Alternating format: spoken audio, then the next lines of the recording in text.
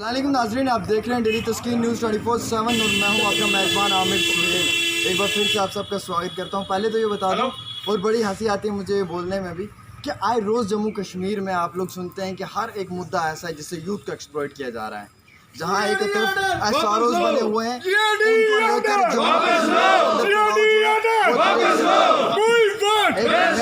मैं आप सब इंजीनियर्स की जज्बात की कदर करता हूं, लेकिन मैं पहले जम्मू कश्मीर के ऑडियंस के साथ रूबरू हो जाऊं, उनको बता दूं कि सच्चाई क्या है।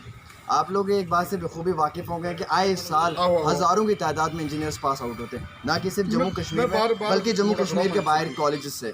2014 से लेकर अभी तक कोई भी इंजीनियरिंग पोस्ट नहीं आई है, और हमारे प्रधानमंत्री जी कहते हैं कि युवा जो है वो रीढ़ की हड्डी है। कहाँ से युवा रीढ़ की हड्डी है? इतने सारे युवा मेरे सामने खड़े, इन लोगों का घर सेल्फ हेल्प ग्रुप पे चलता था, आज अबॉलिश कर दिया गया है। पता नहीं लोगों को कितने दर दर की ठोकरें खानी है, कौन जिम्मेवार इस धूप में खड़ा होने का? कोई भी नहीं। यकीनन सी बात है, सिर्फ दावे होते हैं, और वो दावे जो झूठे साबित हुए हैं। आज से नहीं, पिछले 6 साल से मैं हमेशा कहता हूँ, चाहे वो मरकज़ी सरकार थी या जम्मू कश्मीर की सरकार थी, ये सेल्फ हेल्प ग्रुप के वो इंजीनियर्स हैं जिन्होंने मेहनत कर कर यहाँ तक पहुँचे। पहले तो इन लोगों को नौकरियाँ नहीं दी, 2014 से ये लोग दर बदर हैं, दर दर की ठोकरें खा रहे हैं। अब जब इन लोगों ने सेल्फ बनाया, अपने आप को बनाकर आगे बढ़ने की कोशिश की, तो इनका ये अबॉलिश कर दिया गया। एसआरओज इतने हैं, जम्मू कश्मीर में यूथ को एक्सप्लॉइट किया जा रहा है। उसके बाद सेल्फ हेल्प ग्रुप के जो लोग हैं, इनको एक्सप्लॉइट किया जा रहा है। ये सिर्फ एक घर को नहीं चलाते, इनके साथ 10 लोग और भी काम करते हैं, जो और 10 घरों का चिराग जलता है। लेकिन हमारी मरकज़ी सरकार ने बंद कर दिया। बड़ा दुख होता है। मेरे साथ सारे इंजीनियर जुड़े हुए हैं, आज राजौरी पुंछ से आए हैं।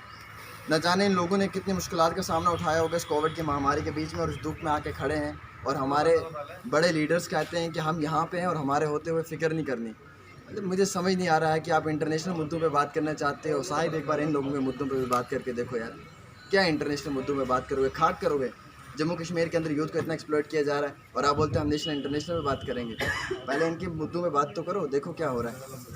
आप सब इंजीनियर्स हैं, और मैं आप सब लोगों की इज़्ज़त करता हूं, क्योंकि आप लोग लिख पढ़ कर यहाँ तक पहुँचा। आप लोगों के अच्छे ग्रुप्स हैं, 5 कम से कम 5 का मिलाकर एक ग्रुप बनता है। वो लगभग मुझे लगता है कि इस वक्त हज़ारों की तादाद में आप लोग रोड पे आ चुके हो। कितनी मुश्किल का सामना उठाना पड़ रखा है। जब ये नोटिफिकेशन आया था, आप लोगों के लिए कुछ कहा गया था या फिर आप लोगों को एक चैलेंज दे दिया था जो आपको फेस करना पड़ा? ये अचानक से एक ऑर्डर निकाला था, जिसमें 25 दिन पहले के लिखा था जो भी सेल्फ हेल्प ग्रुप है उनको ख़त्म कर दिया जाए। जी, मतलब सरकार की तरफ से बड़ा गलत एक ऑर्डर था, क्योंकि हम कम से कम 5000 जो इस वक्त इंजीनियर्स हैं इस ग्रुप के साथ जुड़े हुए हैं। हर ग्रुप में 5-5 बंदे मिलकर एक ग्रुप बनाते हैं, 5 इंजीनियर मिलकर।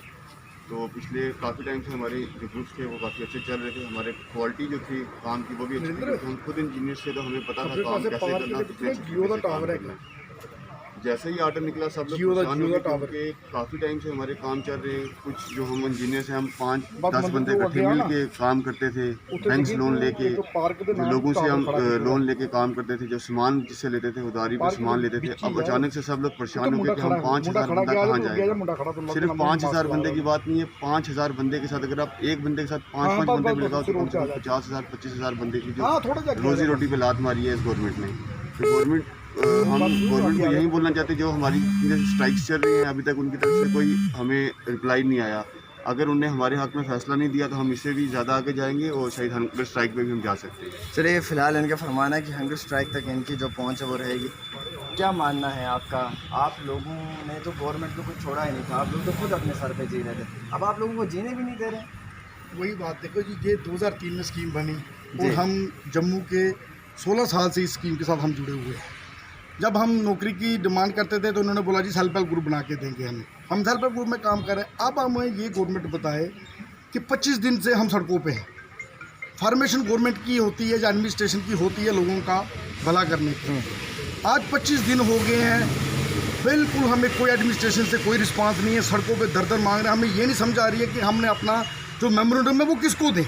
ये कौन सी सरकार है, ये कौन सी एडमिनिस्ट्रेशन है जिनको यूथ का नहीं, एंटी यूथ पॉलिसी इस टाइम जो जम्मू में चल रही है, ख़तरनाक तरीके से ये लोग लगे हैं। ये हमें लगता है ये जम्मू का माहौल भी बिगाड़ना चाहते हैं। ये चाहते हैं कि जो हालात श्रीनगर के हैं वो जम्मू के भी हो जाए। जहाँ तक हमने इनको बड़े तरीके से, प्यार से, हर तरीके से समझा के देख लिया। आज हमें ऑल डिस्ट्रिक्ट जम्मू, पुंछ, राजौरी, कठुआ, उधमपुर सारी डिस्ट्रिक्ट वाले यहाँ पे आए हैं। किस लिए आए हैं कि एक इनको बताने के लिए कि ये एक हमारा जो है ये पहला प्रोटेस्ट पीसफुल प्रोटेस्ट है, क्योंकि हम आपसे कोई बर्डन नहीं है, हम आपसे कुछ नहीं मांगते हैं। हम आपको नहीं, हमें सिर्फ आप काम देते थे, काम के बदले हम अपना फैमिली चलाते थे। क्या लगता है कितना बड़ा चैलेंज है अब आप लोगों के लिए, कितना फेस ऑफ करना पड़ेगा?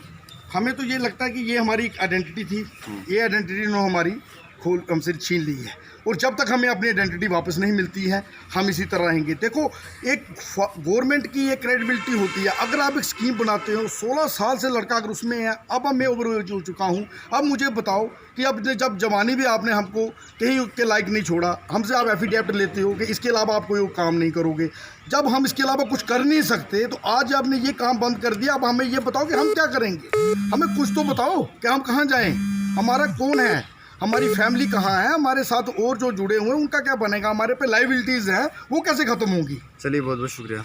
फिलहाल मैं तो ये कहना चाहूँगा कि मरकज़ी सरकार के दावे होते हैं जम्मू कश्मीर के अंदर, और आइन के अंदर ये लिखा जाता है, और जो कॉन्स्टिट्यूशन है हिंदुस्तान का, कि सबसे पहली बात जो है वो और ज़ाहिर अल्फाजों में ये कही जाती है कि युवा, जो हमारे प्रधानमंत्री जी भी कहते हैं कि युवा जो है वो रीढ़ की हड्डी है, और मुझे समझ नहीं आ रहा कि इतने युवा रोडों पे क्या है। और हमारे जम्मू कश्मीर के नेता कहते हैं कि हम इंटरनेशनल मुद्दों पे बात करेंगे। जम्मू कश्मीर के मुद्दे इतने हैं साहिब, पहले इन मुद्दों पे बात कर लो, ये क्या कम है। 2014 से लेकर अभी तक कोई भी जेई की पोस्ट नहीं निकली। एक बात मैं आपको ज़ोर ज़ाहिर अल्फाजों में कह दूँ कि हज़ारों की नहीं बल्कि लाखों की तादाद में बच्चा इस वक्त जो है वो दर दर की ठोकरें खा रहा है। और साफ जाहिर सी बात यह है कि आए रोज़ हर साल कम से कम 10,000 बच्चा जो है वो जम्मू कश्मीर से पास आउट होता है इंजीनियरिंग करके, चाहे वो कश्मीर के कॉलेजेस हैं या जम्मू के या फिर जम्मू से बाहर। आप लोग जानते हैं कि लाखों रुपए इन्वेस्ट करते हैं बच्चे, इंटरनेशनल जाकर वहाँ पे तालीम हासिल करते हैं, बीटेक एमटेक करके आते हैं, और यहाँ पर आके बीटेक एमटेक के बाद फिर ये हालत होती है इनकी, इस धूप पर खड़े होकर एडमिनिस्ट्रेशन के आगे गुहार लगाना और मरकज़ी सरकार के आगे हाथ फैलाना, चोली फैलानी। दुख इस बात का है कि ये युवा ऐसे ही दर दर की ठोकरें खाते रहेंगे और हमेशा ये कहते रहेंगे revoke revoke revoke, and revoke तो कभी कुछ होगा नहीं। इतनी बात यकीनन से है कि वोटिंग के टाइम पे सब इनके भाई सज्जन बन जाएंगे, और ऐसे वक्त में कोई भी इनको सपोर्ट नहीं करेगा, क्योंकि इस वक्त रास्ते पे दर दर की ठोकरें ही खा रहे हैं। फिलहाल ये दावा तो मरकज़ी सरकार का भी था, वह जम्मू व कश्मीर के साथ साथ, लेकिन अब हकीकत तो ये है कि क्या ये जुमले जो हैं ये पूरे किए जाएंगे या फिर कहीं ना कहीं इन लोगों को इन जुमलों के अंदर ही रहना पड़ेगा। फिलहाल आप देखते रहें डेली तस्कीर न्यूज़ 24/7 आमिर के साथ जम्मू से।